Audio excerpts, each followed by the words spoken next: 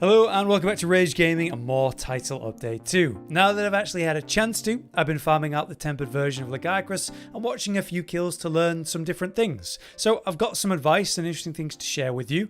But let's get straight into combat related stuff because I think that's most important. Firstly, finding the 8-star version. Obviously, you just need to take a look at Scarlet Forest, which is his main place of spawning. And then if he shows up, cool, you can make your investigation. How convenient for me in this recording, right? But he might not be spawning for you and it might be frustrating. So always take a look at the Scarlet Forest and see what's coming up in that area. Right now we actually have one and we can see that there isn't one spawning on the list anytime soon. So I'm going to need to full rest to refresh the list. My advice then is to take a look, see if one spawned.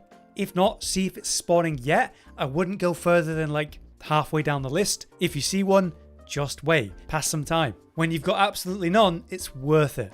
In terms of resting, I just do the time of plenty, the time of day. That seems to work for me. But I will at least mention here that people have been claiming that he can spawn in the arena, which I haven't seen any evidence of so far, but that doesn't mean it's not true. It's just that, you know, there's no water, there's no underwater section. I'm very skeptical of that, but if it's true and you've seen it, let us know. As a reminder, the 8-star version is the tempered version, and that version has higher drop rates for the rarer materials than the regular one. If you're trying to get the rarer materials, you need to hunt the tempered version. But there is the optional quest for you to do with the regular version if you just need basic Legiacrus parts. Obviously the tempered version has an enhanced moveset, greater resistance like during the underwater section, and naturally those tempered blue scars, which should be a main focus for you whenever you can. Breaking them gives you that impactful focus strike, interrupts the monster, gives you a breather. But outside of those, where should you attack? Well, as we can see here, the breakables are the head, the back, the forelegs, but the head and back are particular weak points as it states. There's also the tail, which is severable, and as it clearly states in the description, attacking and destroying the shock spike on its back has proven to be an effective countermeasure for reducing his ability to build the electric charge. So the first thing you want to do in the fight, probably break that back spike. In terms of weaknesses then, you can see that reflected in the stats.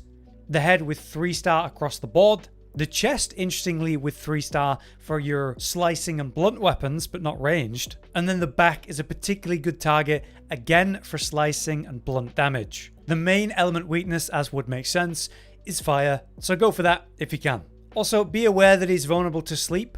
I have a palico weapon that has sleep on it, and I get a sleep every time I hunt him, which is very nice. You can indeed use flash pods, and more interestingly to me, you can shock trap him, so go nuts with the traps if you need to. Alright, let's get to the real combat details of this guy. As we should have expected, he has his non-enraged and enraged version, but you can see this kind of like a normal mode and a powered up mode with the thunder. You can see that clear difference by the energy that crackles on those back spikes whenever he's charged up. This enhances all the thunder related attacks and opens up new attack options. I spend most of the fight against him powered up, and so like I just said, to help with that, target those back spikes and you reduce his ability with it. This isn't that bad as a melee because whenever he gets knocked down, he nicely lays with them exposed for you. But you can also reach up to them with focus strikes during weakness moments or if there's a wound there. Now the basic attacks, the main chunk of which are going to be bites and tail stabs and swipes. For the bites, it'll be a single or double bite, but be wary that momentum drags him forward and that could hit you with his chest and his hitbox sort of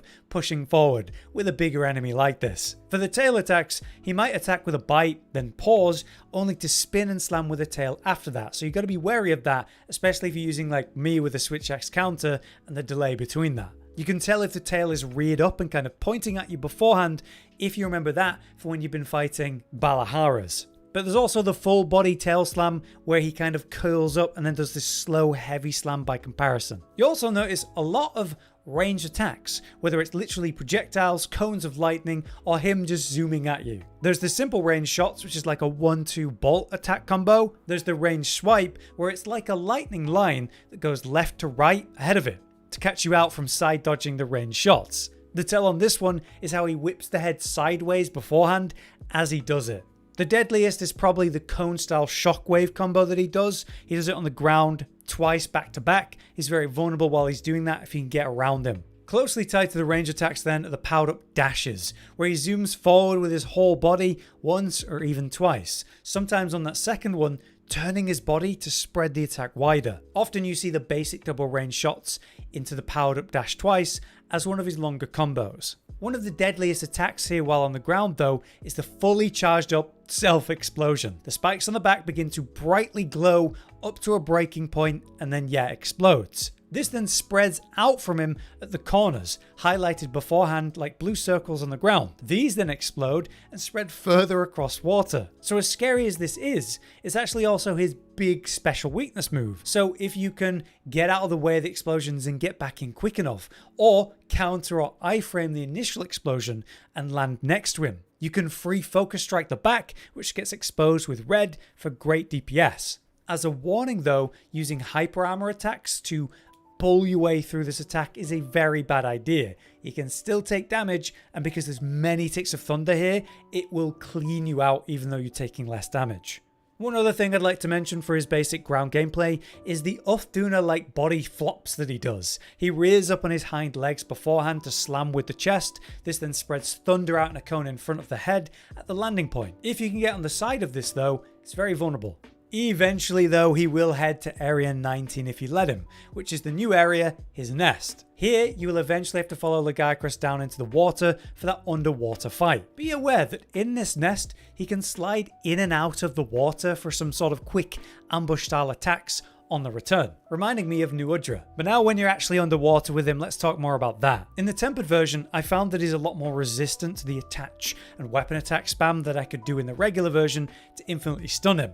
You need to first actually open a wound or abuse a weakness here. So after his lightning shots, his face does flare red as a weakness to do exactly that. The moment I see the first lightning shot, I get in close to try to punish that. Otherwise, you've got to evade his lightning dashes to you and then attach for some knife stabs when he's recovering. Again, trying to open a wound to punish with a weapon attack. Be aware that when he does these big body dashes, sometimes he'll whip to the side, probably on the second one. For that, try to go up or down to be above or below that attack. That works the best for me. Now when you get one of these wound break weapon attacks off, there is a long stun that follows. This is a great time to grab a pod from the area you're in and fire it down the length of this longer monster, like a piercing pod. The further it goes to the target, the more damage you're going to get, so try to position with that in mind. Otherwise, there is at least 2 boulders you can pull down onto him here, ideally when stunned or after a long animation, so you don't miss them. But when you push Legiacrus with enough DPS, it ends this phase with a fun animation to watch. But are you aware that there's this sort of spiked wall near the exit? If you trigger the final animation with him close to that, you get this big burst of damage as you ram him into it. But even better, it brings you out of the water with Legiacrus knocked down from that effect. So it's well worth trying to do that beforehand if you can. Naturally, if you don't deal enough DPS in this underwater fight, you will run out of time. Legiacrus will begin to spin and create a whirlpool that sucks you in and explodes in horrible lightning. You can avoid this by outranging it, by pressing yourself as far away from the center as possible. In my panic here, you can see how I'm pressing to the surface near where I jumped in, and that was still far enough somehow. But did you realize you can also choose to never enter the water? Eventually, Legiacrus will still do that super move though, if you choose to do this, and he'll slam into the water, doing so, spreading into the nest with the explosion.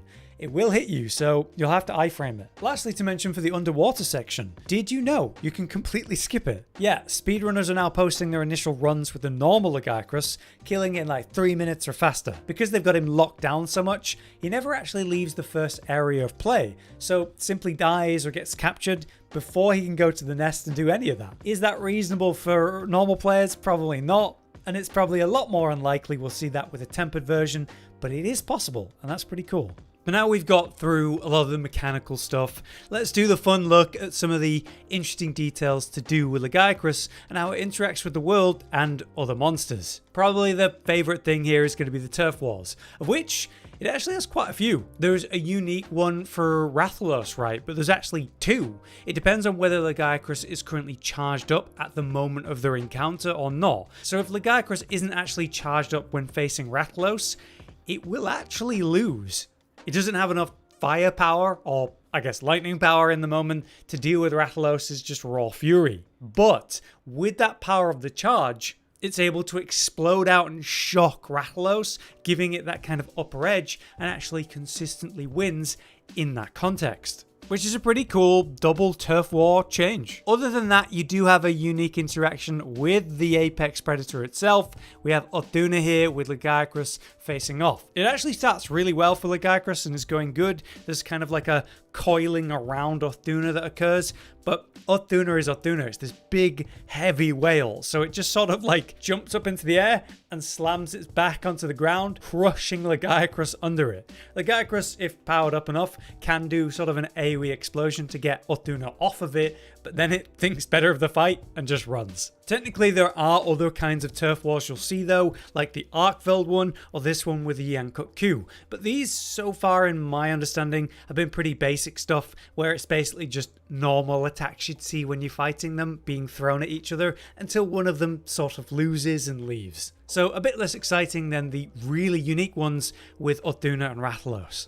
Then we get to the unique behavior of Legiacrus, like something simple as fishing. There's actually two types that I've seen. One where, again, powered up or not powered up. So when not powered up, it just goes into the water of the Scarlet Forest and starts to hunt these flying birds, right? It's going to coil up in the water and then spring out for this massive leap, like a crocodile suddenly coming out from under the water and snapping up something out of the air. Super cool. Whereas the second version is when Legiacrus is already powered up.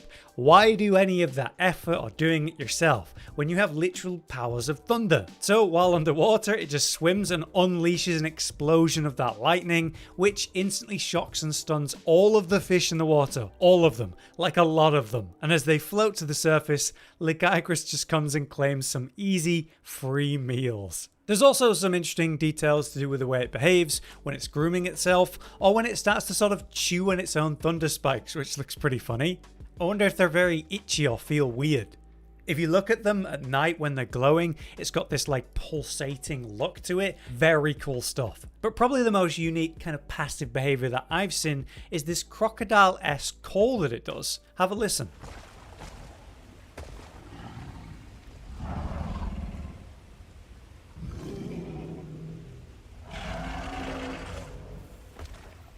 Yeah, just some really cool behavior stuff here. Let me know if you've seen or found anything else that Legiacrus does that's unique with this stuff in mind. But what a monster, what a cool monster. But yeah, there you have it. That's my overview of Legiacrus, all the extra details and information I can provide for that fight, and cool details around it for just the monster. If there's anything else you've learned about Legiacrus we didn't include today, or any extra tips you could give, let us know in the comments. But yeah, overall, what a fantastic showing for Legiacrus. We'll be back to cover all things title. We're going to be back with many other videos for Title Update 2 as we get more in depth on these topics. Until then, I've been Hollow, you've been you. Thanks for watching. Josh, Cotton, and Hollow with the videos, dropping the humor like a hammer on your tippy toes, bringing entertainment on a daily arrangement to take our insanity and turn it into entertainment. Yes, I said entertainment twice, to reiterate that it is nice to look into your faces on a mostly daily basis when you let us in your homes to make the whole world a stage. Goodbye.